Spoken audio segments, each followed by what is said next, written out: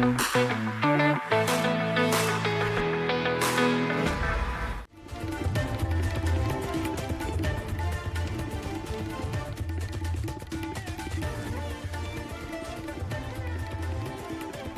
का ऐलान हो चुका है, लेकिन एग्री सेक्टर को लेकर काफी उम्मीदें थी। क्या इस बजट में एग्री सेक्टर की उम्मीदें पूरी हुई है? किसानों की जो आमदनी को दुगने करने की जो बात जो शुरू की गई थी, क्या उस पर कुछ फैसला हुआ है? और आगे के क्या प्लान्स है एग्री सेक्टर को लेकर? सरकार का लॉन्ग टर्म विजन क्या है? क्या कुछ इस बजट से निकला है? हमारे एक्सपर्ट्स आज आपको बताएंगे हमारी खास पेशकश एग्री बजट स्पेशल में।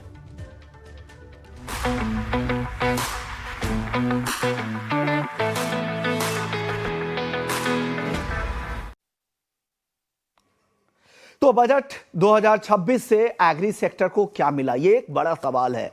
और सबसे अहम ये है कि जो चुनौतियां थी, क्या वो चुनौतियां इस बजट के ऐलानों से खत्म हो जाएगी या जस के तस बनी रहेगी?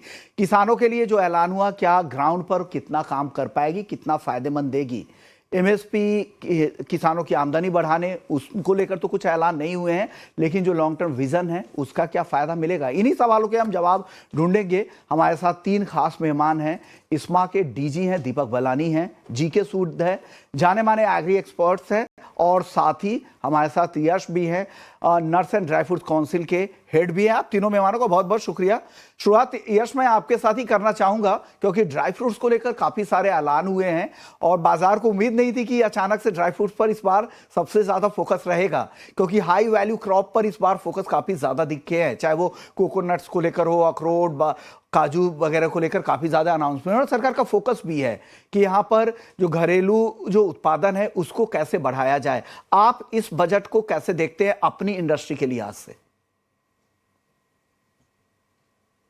हाँ जी विश्वत, सबको नमस्कार मेरा।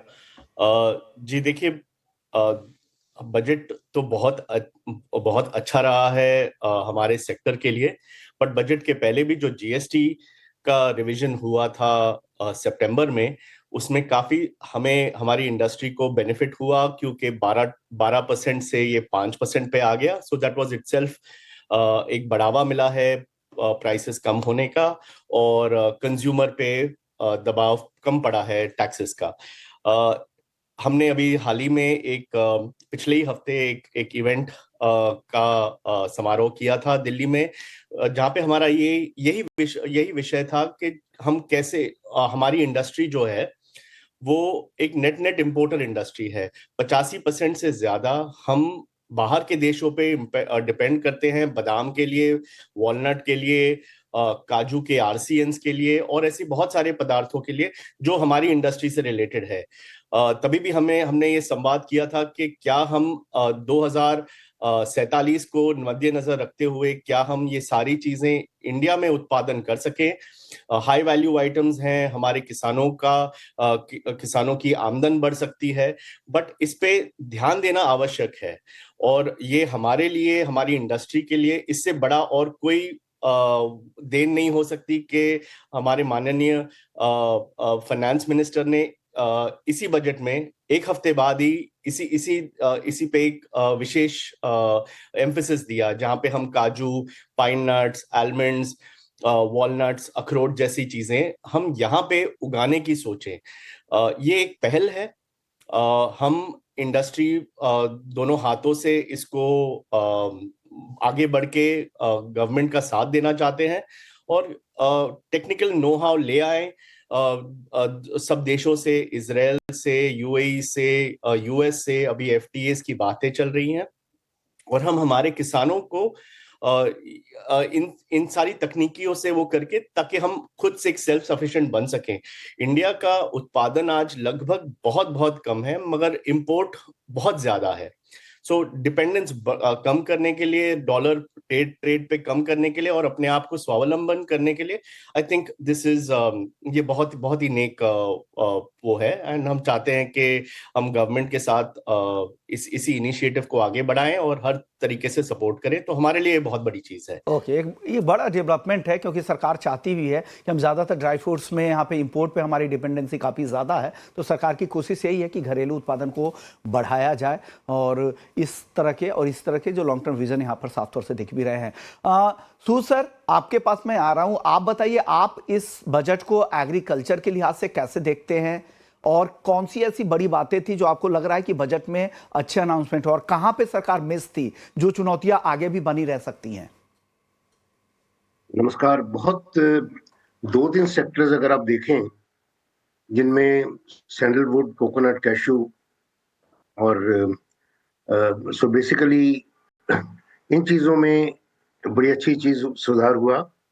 और बायो सीएनजी का जब सीएनजी में मिशन होता है तो 14% एक्साइज ड्यूटी लग जाती थी, वो भी सुधार हो गया, वो बहुत अच्छा है इन सेक्टर्स के लिए।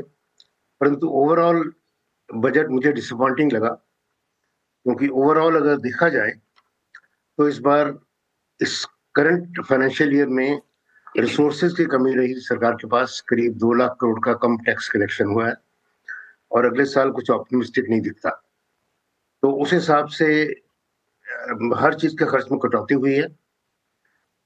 जैसे अभी सेंट्रली स्पॉन्सर्ड स्कीम्स हैं बहुत सारी, और अच्छी स्कीम्स हैं, उनमें किसान निधि भी आता है, और जिसमें 6,000 रुपए दिए जाते हैं किसान को। तो इसमें 2024-25 में देखा जाए तो उससे नेक्स्ट बजट में 26-27 में उसमें प्रावधान कम है, 1.29 लाख करोड़ से 1.20 रह गया। और वो भी मैं समझता हूं कि इस साल इन्फ्लेशन 2% के करीब रही। लास्ट ईयर 4.5 थी और अगले साल हो सकता है 4% हो जाए। तो उस हिसाब से ये किस्म का 1.29 से भी कम है, 1.20 से भी कम रहेगा, क्योंकि रियल प्राइसेस में अगर आप करें तो इसी तरह से ही और जो दूसरे फैक्टर्स हैं, जैसे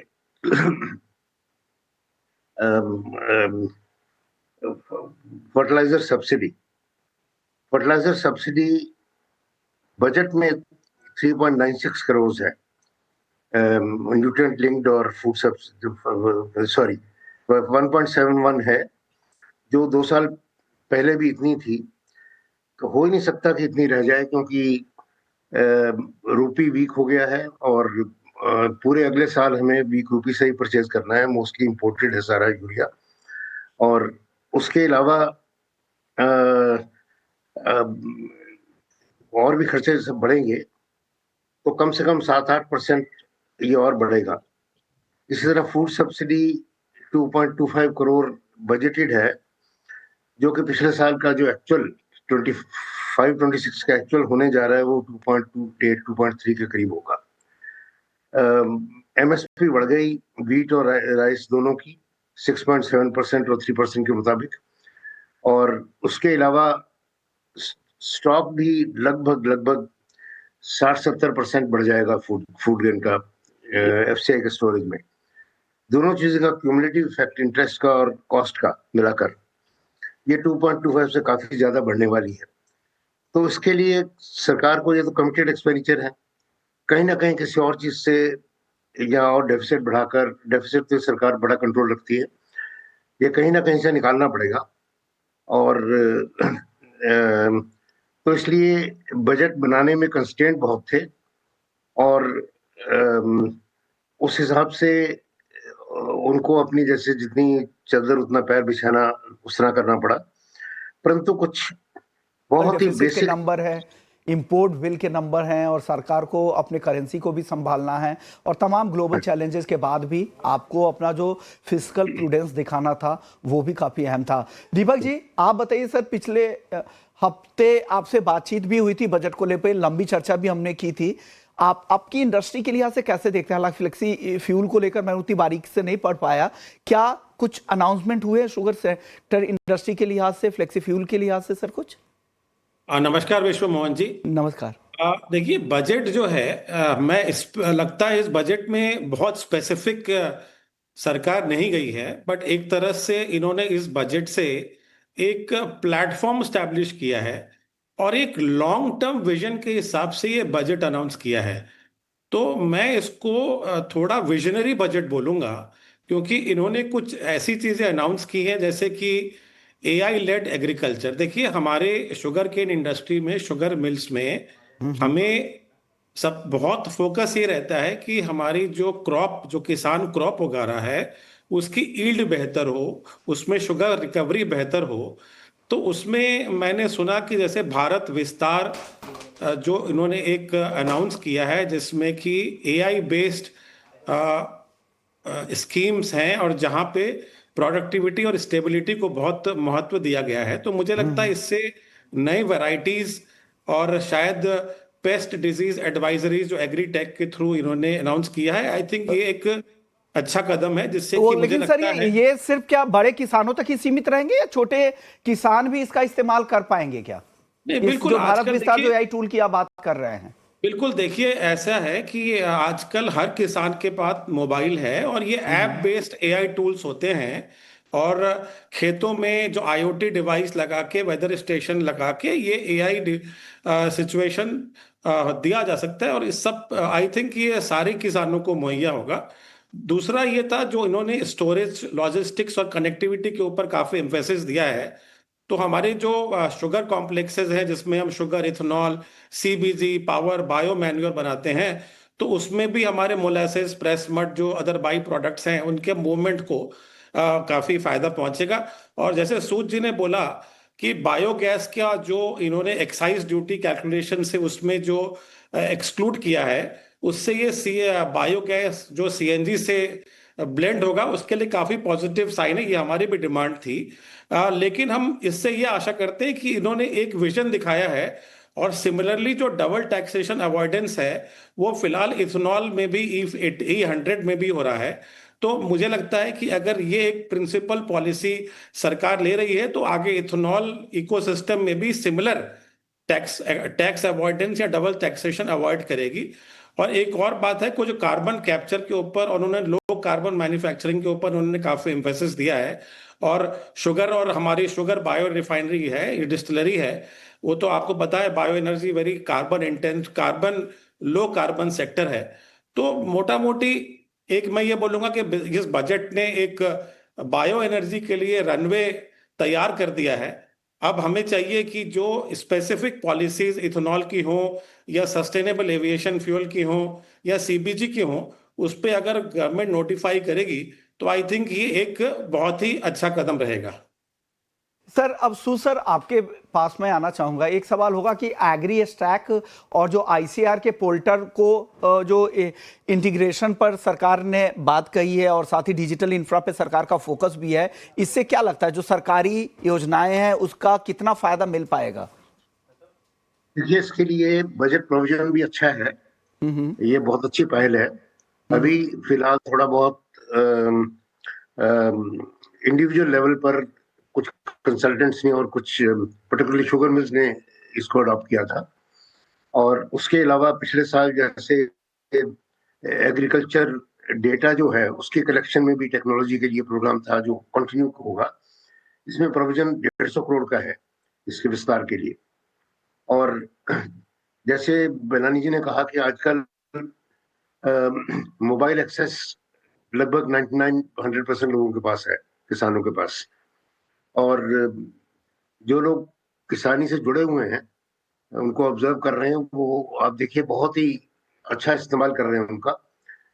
तो ये बहुत अच्छी पहल है, क्योंकि एक लो हैंगिंग फ्रूट होता है, एक रिसर्च। रिसर्च में अभी लिमिटेशंस हैं, आउटले भी ज्यादा नहीं बढ़ा इस बार। खर्चे का कुछ रियल टर्म्स में कम ही हुआ है, परंतु जो रिसोर्स है, जो कि एआई का पोटेंशियल है, वो अनलॉक हो जाए तो 15-20% पोटेंशियल इंक्रीज इन प्रोडक्टिविटी आराम से हो सकती है। तो लो हैंगिंग फ्रूट, और ये इसका और इस्तेमाल इसका, इसकी मल्टीप्लायर इफेक्ट बहुत फास्ट है। ये नहीं है कि ये अल्टीमेटली ब्रॉडकास्ट है ये।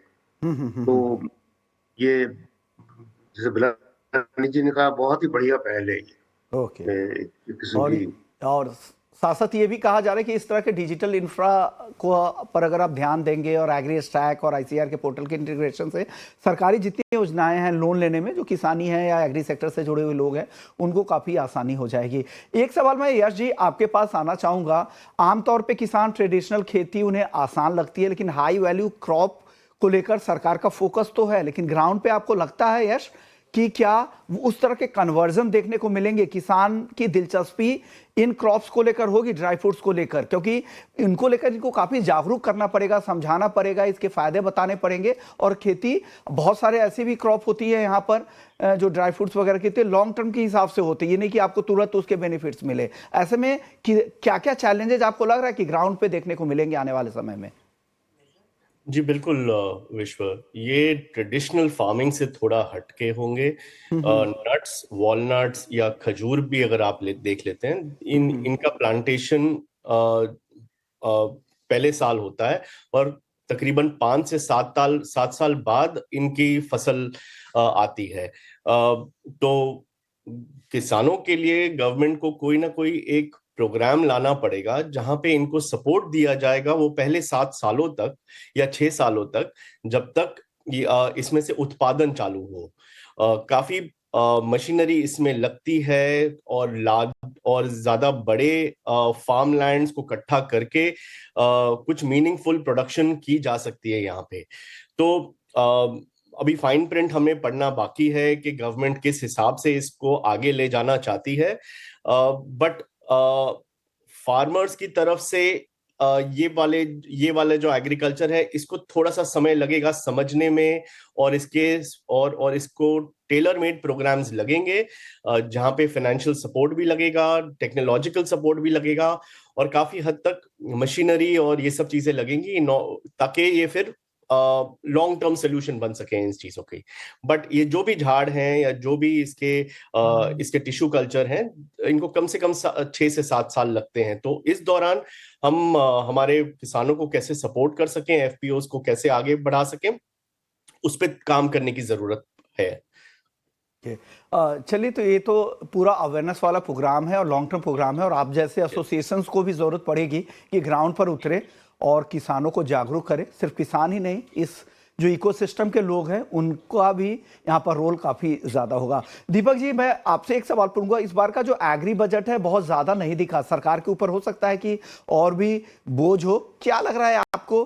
क्या इससे जिस तरह के बजट इस बार एलोकेट हुए हैं, किसानों की इनकम जो इनपुट कॉस्ट है उसको कम करने में मदद नहीं मिल पाएगी इतने कम बजट से?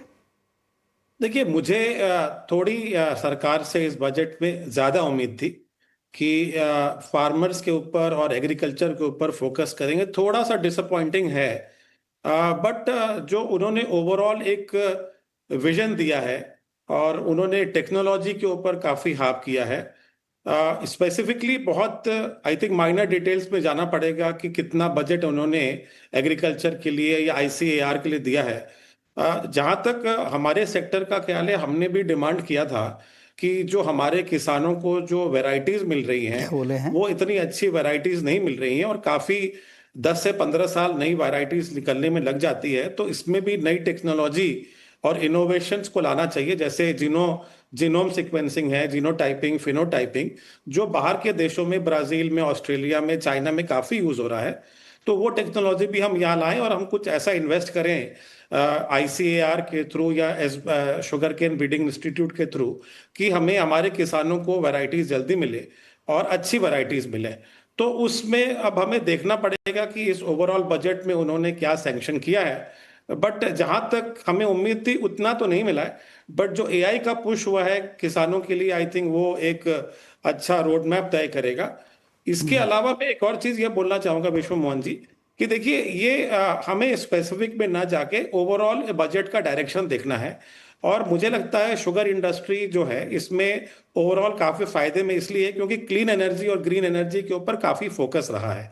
तो अब हमारा शुगर से ज्यादा जो है हमारा, क्योंकि we are also a bio energy complex, हम सारे क्लीन एनर्जी ट्रांजिशन के प्रोडक्ट्स बनाते हैं, और उसमें अगर सरकार का अच्छा फोकस रहेगा तो मुझे लगता है आगे जाके E20 के बियॉन्ड भी रोड मैप बनेगा और E100 और फ्लेक्स फ्यूल, जहां तक आपने फ्लेक्स फ्यूल की बात की थी उसमें जीएसटी रैशनलाइजेशन है, तो मुझे लगता है वो बजट का पार्ट नहीं था, वो तो जीएसटी काउंसिल का एजेंडा है। बट एक ये डायरेक्शन जो बजट ने दिया है, तो शायद जीएसटी काउंसिल उसको पॉजिटिवली देखेगा और उसको टैक्स रैशनलाइज करेगा उसके ऊपर। ओके।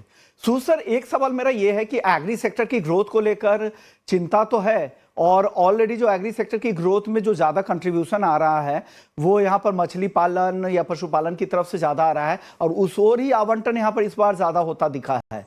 तो सूद सर, क्या लग रहा है, क्या इस बार जो ओवरऑल कॉम्प्रिहेंसिव जिस तरह का फोकस होना चाहिए वो यहाँ पर मिस कर रहा है? और दूसरा एक और सवाल मैं यहाँ पे क्लब करना चाहूंगा सूद जी, कि सरकार ने अनाउंस तो कर दिया कि किसानों की आमदनी दोगुनी होगी, लेकिन उस फ्रंट पे कुछ अनाउंसमेंट नहीं हो रहा है। पिछले कई बजट को आप देख ले तो यहाँ पर किसी उस बात की चर्चा ही नहीं हो रही है।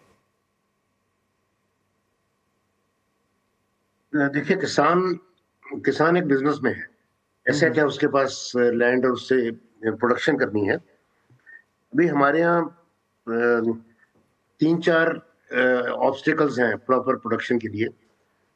एक तो फार्म का साइज बहुत छोटा है, दूसरा प्रोडक्टिविटी कम है, जिसका रीजन वैरायटीज भी है और एक्सटेंशन भी है और फार्म भी, तीसरा इरिगेशन, और चौथा मार्केटिंग पर काफी एम्फेसिस दिया गया है, वेयर हाउसिंग पर काफी फोकस हुआ है पिछले कई सालों में, तो इस बार भी है।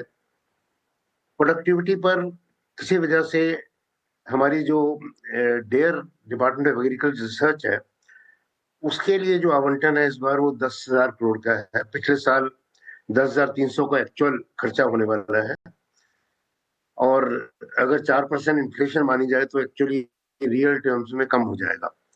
तो ये जरा चिंता का विषय है। और फार्म फ्रेगमेंटेशन का सरकार ने कोशिश की थी फार्म्स बिल के अलावा के थ्रू, बहुत अच्छा लैंड लीजिंग का प्रोग्राम था, परंतु हो नहीं सका। मैं ये समझता हूँ कि चुनी हुई सरकार की जिम्मेवारी है कि वो रिफॉर्म करे। रास्ता उन्होंने निकालना है, कंसेंसस उन्होंने बनाना है, ये किसी और का काम नहीं है। इसको अब छोड़ नहीं सकते हम कि 5 साल हो गए किसान एजुकेशन को भी, और किसी न किसी तरह से फार्म के फ्रेगमेंटेशन का करना पड़ेगा। ब्राजील की बात होती है, यूएस की होती है, और जगह की, जहां ऑप्टिमम साइज फार्म का हो वहां प्रोडक्टिविटी बढ़ जाती है, टेक्नोलॉजी का इस्तेमाल भी होता है। अभी हाफ हेक्टेयर फार्म में या 1 हेक्टेयर फार्म में किसान क्या कर लेगा? तो मुझे ये बहुत डिस्टेंट गोल है, इनकम डबल होने वाला। तो उसके लिए बहुत ही मिशन मोड पर कुछ ना कुछ होना होगा। जिस तरह ये 3-4 ऑब्स्टेकल मैंने गिनाए, ये अगर ओवरकम कर दिए जाएं, और ये सरकार की जिम्मेवारी है इनको करना, ये नहीं हो सकता कि किसी और का काम है। सर सूद सर, आपसे मैं अगर पूछूंगा कि अगर इस बजट को आप अगर रेट करना चाहेंगे आउट ऑफ 5, कितनी रेटिंग सूद सर आप देंगे? इसको मैं 5 से कम for agri sector, more like 4। Okay, more like 4। और सर दीपक सर, आप कितने कैसे रेट करेंगे इस बजट को? आउट ऑफ 5 कितना नंबर देंगे? देखिए, मुझे लगता है 5, तो 5 से थोड़ा कम मैं भी दूंगा, 4.5 के आसपास मैं इसको रेटिंग दूंगा। ओके, आपने तो कहा कि बहुत सारी इसमें दिक्कतें भी हैं, जो उम्मीद थी उम्मीद से कम रहा है बजट, उसके बाद भी नंबर हायर साइड में आप रख रहे हैं। बट तभी तो 0.5 कम कर दिया, नहीं तो 5 में 5 दे देता मैं इस बजट को। चलिए, आप बताइए यश, आपको कैसा लगा? हालांकि ड्राई फ्रूट्स इंडस्ट्री के लिए तो काफी अच्छा रहा है, आप इस बजट को कैसे देखते हैं और कैसे रेट करेंगे? सर अनम्यूट कीजिए, सर अनम्यूट कीजिएगा ऑडियो को। हाँ जी, मैं भी 4.5 देना चाहूंगा, बिकॉज पहल सही है, सही डायरेक्शन में है। अब इस साल हमारी सरकार क्या करती है, how do they engage with us as an industry and the farmers, और इस फार्मर इनकम पे और ड्राई फ्रूट्स पे हम क्या कर सकते हैं, इसको समझना थोड़ा जरूरी है। तो इसलिए आधा मार्क मैं वहां पे कम देना चाहूंगा, बिकॉज उसके बारे में डिटेलिंग नहीं है। Otherwise, overall, it has been good as a budget. को पसंद आ रहा है ये बजट, और जिस तरह के विजन दिख रहे थे, ऐसे में लग रहा है कि आगे का रोड मैप सरकार तैयार कर रही है। हालांकि ग्राउंड पे कितना कुछ फायदा मिलता है, हर बार अनाउंसमेंट तो बहुत ज्यादा होते हैं, लेकिन किसानों को क्या मिलता है और उसके इकोसिस्टम को कितना फायदा होता है, एक बड़ा चैलेंज हमेशा से रहा है। जाने से पहले सर, आखिरी वर्ड्स अगर आप बजट को लेकर, अगर सूद सर आप कहना चाहें तो क्या है इस बजट की सबसे जो बड़े हाईलाइट्स क्या थे? नहीं, ये एक बहुत अच्छी बात है कि जो ग्रोथ सेक्टर्स हैं हमारे, उनको एम्फसाइज किया गया है। जैसे पशुपालन के लिए, पोल्ट्री सेक्टर के लिए, एनर्जी सेक्टर के लिए, और ट्री नट्स वगैरह जो हैं, उन सब तरफ एम्फोसिस दिया है, क्योंकि हमारे इकोनॉमिक सर्वे में भी लिखा है कि इन्होंने एग्रीकल्चर ग्रोथ में काफी। और दूसरी बात एक और देखिए, जैसे हमारे देश में इनकम बढ़ती हैं, इन चीजों की कंजम्पशन बढ़ रही है। चलिए इसी नोट पर आप सभी एक्सपर्ट्स को शुक्रिया कहेंगे, आप लोगों ने वक्त निकाला और बताया कि ये बजट आप लोगों के लिहाज से कैसा दिख रहा है, और जो ये पूरे बजट से आप लोगों ने क्या डिकोड किया है, ये हमारे दर्शकों को बताया। चलिए इस शो को यही खत्म करेंगे, बाकी खबरों के लिए आप बने रहिए हमारे साथ। नमस्कार।